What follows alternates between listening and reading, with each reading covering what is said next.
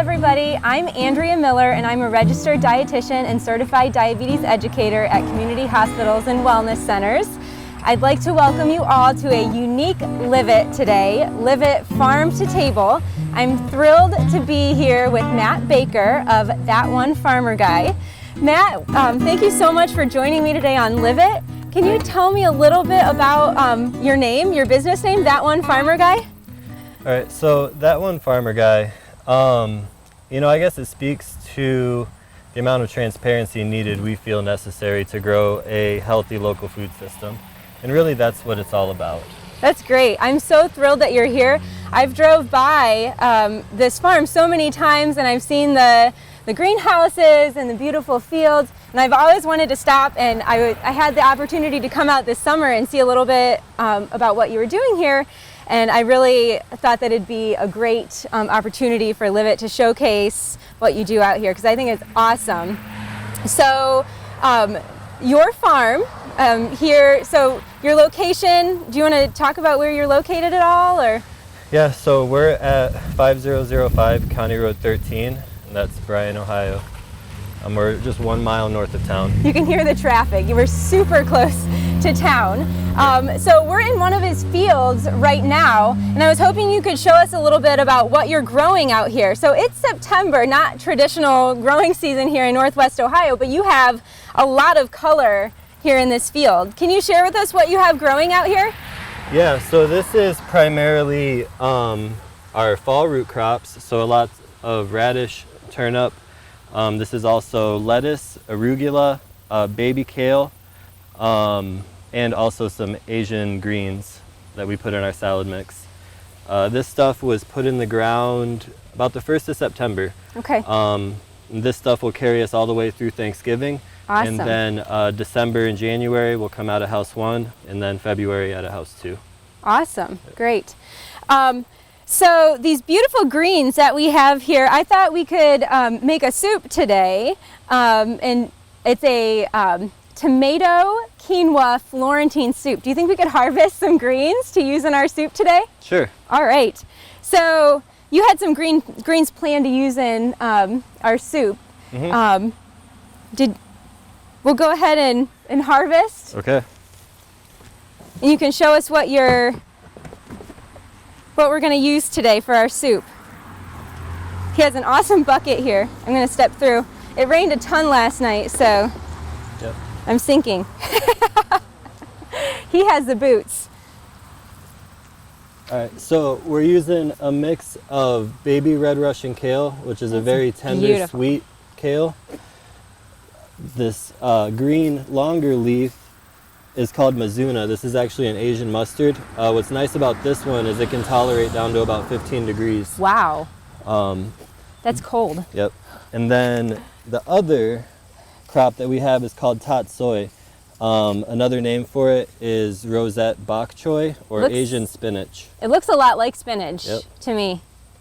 So that's what we're using today. Awesome. All right, well, we'll take that back to cook. Can you show us a little bit of your greenhouses and what you have growing in there? Sure. All right, Matt, so now we're in one of your greenhouses. This is your heirloom tomato house, we'll call it. Yep. So you're holding a beautiful heirloom tomato. So how long have you had these vines growing that are in here? They're huge. You can see they're like way over my head. Yeah. I planted these in the ground May 1st. Okay. I didn't try and push them early, but I did start these in February inside under LED.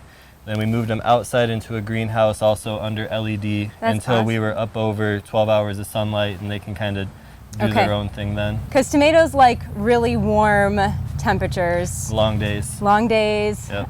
The days are starting to get cooler and shorter now, but you're still able to keep them going in here, it looks like. Yeah, we can keep them going generally until about Thanksgiving. Wow. As long as we don't get much below 15 degrees outside.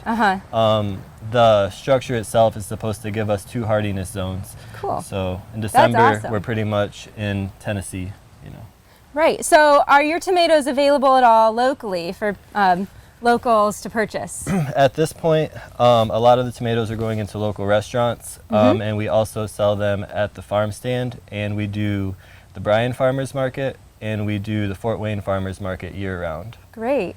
So your farm stand is right out, like right when you drive in. It's right there, and there's big signs to pick up the produce. So anybody local can drive there. Most of the time. So it sounds like sometimes you have more than others. It just depends what your other customers need at the time. But whatever's left over, you put out there. It sounds like. And so, who are some of your other customers? So we are USDA food safety certified. It's a USDA certification called GAPS, which is Good Agricultural Practices. That has allowed us to get into hospitals. So our main markets are 14 ProMedica campuses in Cleveland and Columbus that we service through a wholesale distributor. So we deliver to Toledo every week, and then it gets trucked to Cleveland and then down to Columbus. So what you grow, is it feeding people that are sick, or is it feeding the employees of the hospitals? Or you're not sure? It could be either or. Okay. I know that when they purchase our product, they advertise it as local. So, you know, certain people are going to be more into it than others. Right, right. That's awesome, though, that, I mean, your produce is really doing a lot of good locally. So. Yeah, I think we did 8,000 pounds of these this year in the past, I don't know, 10 weeks. Wow. That's awesome. The other thing, so you picked a tomato here, and I mean, it's a gorgeous heirloom tomato. When I was out here this summer, you talked to me a little bit about how you harvest your tomatoes for your different customers. So, like this one, you can see has a little more green on it. That's right, yep. So those tomatoes that go all the way to Cleveland and Columbus, heirloom tomatoes especially don't travel well, especially when they're fully ripe. So actually, this is about what I would harvest on a Friday and deliver it to them and deliver it to Toledo on Friday night. And by the time the chef gets this on Tuesday, it'll be perfect for them. Wow. Wow, so that's how a lot of our tomatoes are probably harvested when we get them in the winter. That are not local, they're probably several weeks. That has been something that we've had to educate our chefs on, is our tomato is closer to ready when you get it. It's not a commodity tomato. Right, so they're going to be, the shelf life is not going to be as long for the chefs. They have to use them shortly after they get them. But it has more flavor this way. Exactly. One thing you said this summer that I thought was interesting, you talked about bricks. Is that correct? Yeah. How after you harvest the tomato, the bricks content, which is how sweet it is, doesn't increase at all? Right, yeah, the sugar content, depending on how early you pick it. When they're picking it for these commodity tomatoes, they're picking them still green, and that's when you're really affected. Once the seeds are actually mature in this, though, it's not really going to get any sweeter. Okay. So that could be one reason why I don't like tomatoes as much in December as I do in August or September. Definitely. You mind showing us your other greenhouse real quick? Sure. All right. Well, Matt, so we're in your third growing area right now. We're in another one of your greenhouses, and it looks like these are the last of the cherry tomatoes that we're actually gonna use some of these today in our soup because they're beautiful and red. So we can harvest a couple of these to use in our Farm2Table recipe. Yeah, when I was out here this summer, again, this house was loaded. It was, you know, wall-to-wall cherry tomatoes. So some of those have come out now, it looks like. And you have some other stuff in here now. So what are the other things that you have growing in this greenhouse right now? So pretty much here in Ohio, during the winter time, we can pretty much only grow salad greens and roots. So once we get that hard frost, we're pretty much just a salad farm until June. And then we'll bring back tomatoes. Great.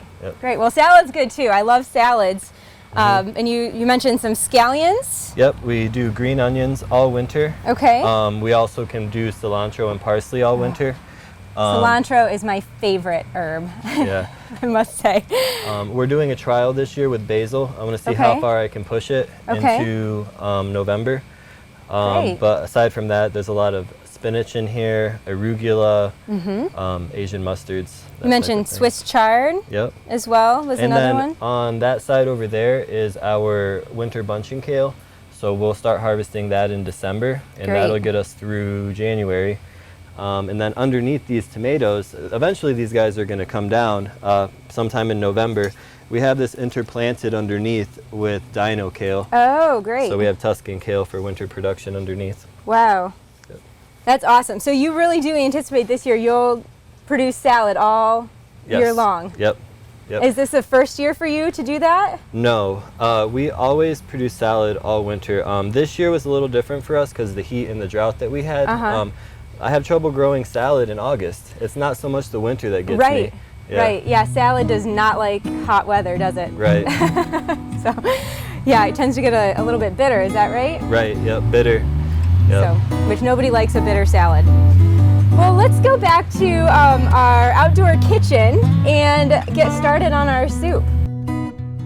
Matt, thank you so much for showing me your farm. It was a pleasure to come out here today to film LiveIt, our LiveIt Farm to Table. Let's get started on our Farm to Table recipe. The first step, we're going to take these lovely tomatoes that we harvested, and today we're using, what would you call these? It's a cherry tomato. It's a big cherry tomato. These are large cherry tomatoes here. So we're going to use cherry tomatoes today, although you could use a variety of different tomatoes for this recipe. In the summertime when we were out here, you had some lovely heirloom tomatoes. Those would be great in this recipe. Or like a large beefsteak tomato would be great. In a pinch, if you're at home, you could also use fire roasted canned tomatoes. I know that's like a word you don't want to hear, but you could do that if you didn't have access to fresh tomatoes, like, I don't know, in December or something like that, when tomatoes just are not that good in this area. Right. This soup also freezes really well, so you could make this in the summertime when you have all of your, tomatoes growing, and freeze it for the winter time. So what we're going to do is we're just going to take our tomatoes and we're going to dump them out on a cookie sheet or a rimmed baking sheet. And we're just going to start here by taking off all the little green stems that are on here.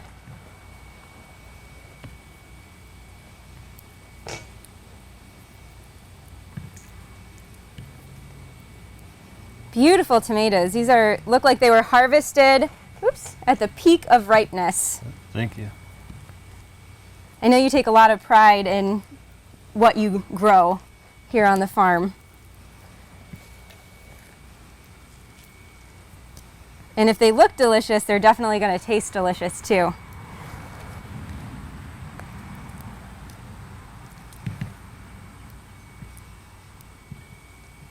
It's the fun thing about this soup is you can use, there's so many different options of ingredients that you could use. You can't really do this soup wrong. I know everybody these days is always wanting to tell you that you're doing something wrong, but you can't do this wrong. So I'm just going to take some olive oil and drizzle that over the tomatoes. I'm not too concerned about how much olive oil I'm using for this recipe because the healthy fat in the olive oil can help you to absorb some of the nutrients, the beta carotene and the A vitamins that are in the tomatoes. So a little bit of healthy olive oil is a good choice in this soup. So we're going to take these tomatoes just like they are, and we're going to run them inside real quick and put them in a 400-degree oven for 20 to 30 minutes. So I'm going to give those to Matt, and he graciously allowed us to use his home to roast the tomatoes today. All right, Matt, we just got our tomatoes out of the oven, so let's get started making the rest of our soup. So again, the tomatoes roasted for about 20 minutes in a 400-degree oven. The next step in the soup is to add some aromatics in there. So we're gonna add some onions.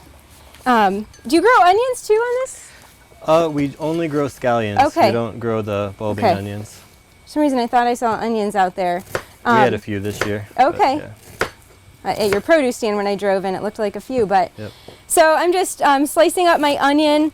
I always start a good soup with onion. You mentioned you cook a lot, Matt. Right. I'm sure you enjoy cooking what you grow. Obviously, what are some of your favorite things to make with your tomatoes?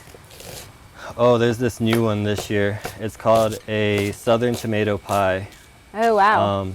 Yeah, it's you get the tomatoes and you slice them. It's good with the heirlooms. Yeah. And we salt them to draw out the moisture, and then we put them in a pie crust, and then you top it with a mixture of mozzarella, Parmesan, and mayo, and bake it. Sounds awesome. Yeah, it's great. Might be a next LiveIt recipe, huh? Mm-hmm. Maybe next year. Yeah. That sounds amazing. You'll have to send me that recipe. Mm-hmm. So again, I'm just slicing up my onion, which anybody that watches LiveIt has seen me do 100 times by this point. I use a lot of onions in my cooking because they add so much flavor and so much nutrition. So I have my stock pot going. I'm just going to add a little bit of olive oil. And I'm going to toss in the onions. And if you want, Matt, while I'm doing this, we have our tomatoes here. And if there's any skin that's, easily peeling off, we can just, start to peel off a little bit of the skin. And any that doesn't easily come off, don't worry about it. Some people don't like biting into skin in this kind of soup. If you don't mind it, then you can skip this stuff. There is actually some nutrition in the skins, but get started on that. Keep adding my onion here.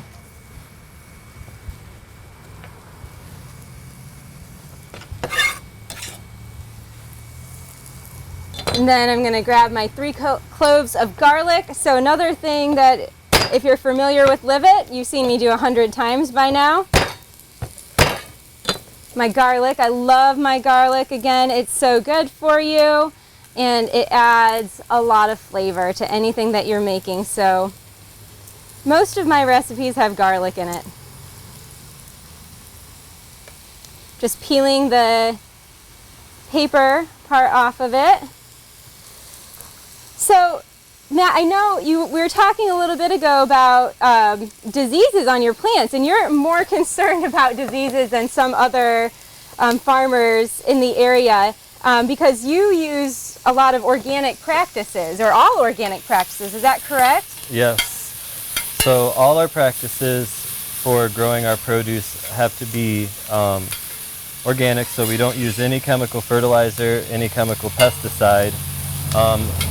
And within that, we also don't use anything that's going to harm any off-target pests. Okay. So when we select a chemical, whether it's, or a compound, whether it's organic or not, it can still hurt off-target pests like honeybees, okay, that type of thing. So not only do we follow the organic principles, but we're also mindful about the ecosystems around us and absolutely keeping those guys happy. And that's so important for us to consider going into the future, this sustainability of farming practices. And like you said, the bees, that's another huge important consideration. We rely on the bees to pollinate, most of the things that you grow. Right. So, yeah, we don't want to be hurting our bees. If anybody was at the fair recently, I think a bee flew into some hot broth or something and it died, and there were almost tears.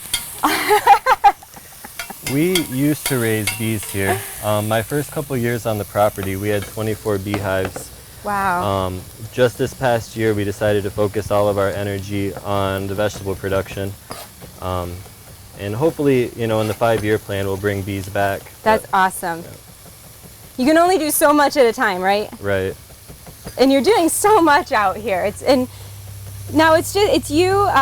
Who helps you out here? I have some part-time labor. Okay. And then I have my girlfriend, Allie. She helps, we do markets together. She helps with plant maintenance and all of that stuff too. Awesome. So I have my onion cooking. I added 3 chopped garlic cloves, and I'm just gonna add a pinch, about 1/8 of a teaspoon or so of crushed red pepper flakes. I really love crushed red pepper flakes in soup. It adds just a little bit of heat to it.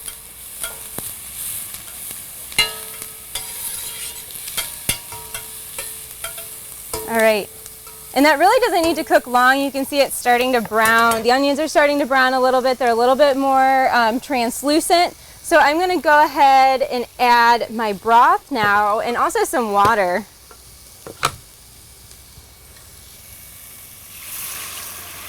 So I have 2 cups of broth. You can either use chicken broth or vegetable broth in this recipe.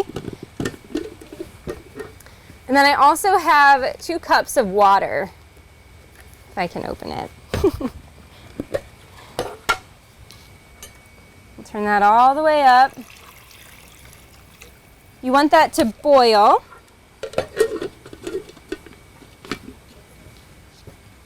And then we're adding one of my personal favorite foods, quinoa. Quinoa is actually a seed, but we eat it kind of like a grain. The special thing about quinoa is it's actually a complete source of protein, which means it contains all of the essential amino acids. This quinoa is it's pre-rinsed. So a lot of people wonder why you need to rinse quinoa in the first place. It contains a bitter substance on it called the saponin, and it can make it quite unpleasant to eat if you don't rinse it. So if you're buying quinoa, I think the easiest way to buy it is to look for a pre-rinsed variety, and it should say it right on the box. If it's not a pre-rinsed variety, just go ahead and in a fine mesh sieve, it can't have thick holes or it'll fall right through. In a fine mesh sieve, go ahead and run it under some water, and that'll make it taste less bitter. But lots of nutrients in quinoa. It is gluten-free, so for anybody that is following a gluten-free diet, this is a great substitute for a grain because it's high in fiber and rich in nutrients. But it doesn't have that gluten in it that some people are sensitive to. So it's one of my favorite additions. So I added 3/4 of a cup into that, and I'm going to put my lid right on there, and we're going to bring that to a boil. And then we're going to reduce the heat, and we're going to simmer it for about 15 minutes, just until it starts to soften a little bit. So, okay. All right, so this has been simmering away for about 15 minutes, and you can see here that, so I always say that quinoa has a tail. There's a little, I believe it's the germ, and it's the rest of the quinoa turns translucent when you cook it, but then there's like a little, almost, it looks like a letter C. You can tell I have a preschooler at home. It looks like a letter C that's kind of come off of the kale. And I always say you know it's done when you can kind of see that little tail come off. No, there's no worms in this soup. It's just the tail of the quinoa. So if you're uncomfortable with using quinoa or don't like quinoa for some reason, you could also substitute like a whole grain orzo in here, or even a rice would be good. Preferably a brown rice. So, all right, Matt, let's add these beautiful greens to the soup. We can just start adding them by the handful, and we'll just add as much as we think it needs. It'll wilt down quite a bit, though. Yep. So generally about 10 ounces is a good amount. We'll add several handfuls in there, and while you're adding those, I'm just gonna kind of break apart the tomatoes with some knives. You can either kind of dice them up or however you see fit. I'm just kind of crushing them a little bit with a knife. Let's see how our a little bit more? Yeah, let's add another handful or so.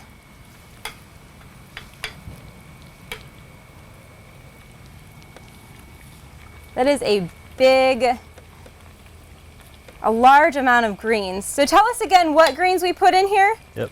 So we have red Russian kale, we have tatsoi, and we have mizuna. They're so gorgeous. I'm so excited to try this soup. The great thing about this soup, if you don't have this blend of greens, you certainly can use just plain old spinach. You could use just plain kale. The reason I chose this recipe is it's so adaptable to a lot of different types of greens. So, I mean, you wouldn't probably want to put lettuce in here, but any kind of more firm type of green is a great choice. So So we're gonna add all of our tomatoes now. We're gonna make sure we get all that juice in there. And our big chunks of cherry tomatoes. And give it a stir. And this really doesn't have to cook too much more. Just kind of let it simmer a few minutes just to make sure everything's warm through and the greens are wilted. So I mentioned I made this at the fair a couple weeks ago, and I think this would be a perfect soup for like the day after Christmas. We want to call it Christmas soup because it's just this gorgeous red and vibrant green, and it reminds me of Christmas. So anyway, we're gonna add a little bit of salt and pepper to taste. I like quite a bit of pepper in my soup, so add a little bit of salt and pepper, and that's it. So that was a super easy farm-to-table recipe. I mean, we literally harvested the greens and the tomatoes and came out here and cooked this gorgeous soup. Cooking fresh foods doesn't have to be difficult. Would you agree? Right. So